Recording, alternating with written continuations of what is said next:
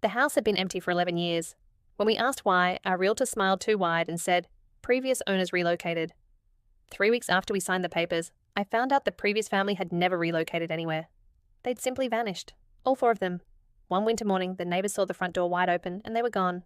No luggage, no note, no car in the driveway. Just gone. We moved in anyway. My parents needed the price. I was 14. I didn't have a vote.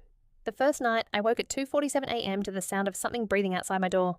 Not fast, not labored, just slow, measured, deliberate breathing, like something that had all the time in the world. When I opened the door, the hallway was empty in both directions, but the air was ice cold and smelled like burnt matches. By the second week, it was every night. 2:47 a.m. Not breathing this time, knocking. 3 massive impacts on the basement door downstairs.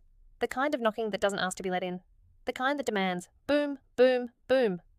Then a silence so complete you could hear your own heartbeat. My sister stopped sleeping. Dark circles carved themselves under her eyes. She told my parents something was sitting on the edge of her bed every night, and even though she couldn't see it, she could feel the weight of it pressing down on the mattress beside her feet. My parents said she was sleepwalking. I started keeping a journal. I wrote down everything: the times, the temperatures, the smell. I noticed the knocking always stopped exactly at 2:48. I noticed the front door was always found open in the morning, no matter how many times we locked it.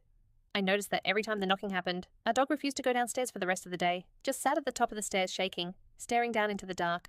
On the 19th night, my dad snapped. I heard him before I saw him bedroom door slamming, heavy footsteps hitting the stairs like he was trying to punish the floor. I slipped out of bed and followed. I stood at the top of the staircase and watched him storm down the hallway toward the basement door, flashlight in hand, face twisted with exhaustion and fury. The knocking had stopped 30 seconds earlier. The house was completely silent. He grabbed the handle. The lights went out. Every single one. Simultaneous. Total darkness. And in the darkness, something screamed. Not a human scream, not an animal scream. Something between the two, a sound that seemed to come from inside the walls, from inside the floor, from inside the air itself. My mother screamed from upstairs. My sister screamed. I grabbed the banister and couldn't move. The picture frame left the wall so fast it sounded like a gunshot straight across the hallway, shattering against the floor right at my dad's feet. He stumbled backward, hit the wall.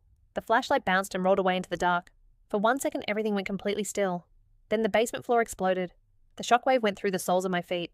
Smoke began pouring through every gap around the basement door in thick grey columns.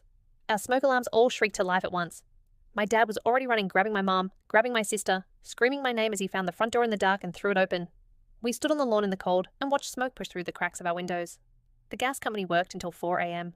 When the lead engineer finally came out to talk to my dad, he was quiet for a long time before he spoke. He said the pipe had been failing for over a week, slow, invisible, accumulating in the sealed basement. He said the rupture was caused by pressure buildup reaching a critical point.